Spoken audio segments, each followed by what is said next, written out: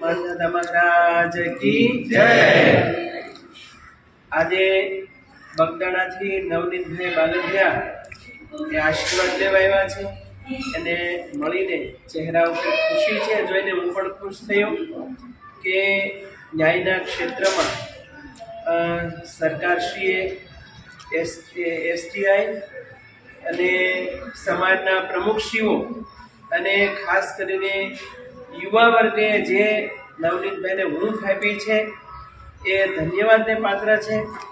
અને ભવિષ્યમાં કોઈ પણ સમાજના કોઈ પણ બહેનો દીકરીઓને ક્યારેય અન્યાય ન થાય એના માટે સરકારશ્રી નોંધ લે અને નવનીતભાઈના આ મેટરમાંથી એક વસ્તુ જરૂર સમસ્ત કોળી અને ઠાકોર સમાજને શીખવા જેવી છે કે સમસ્ત કોળી અને ઠાકોર સમાજ એકતાના તાકને બંધાયો છે અને 3 કરોડ કોળી અને ઠાકોર સમાજ ગુજરાતનો એક થયો છે, જાગૃત થયો છે।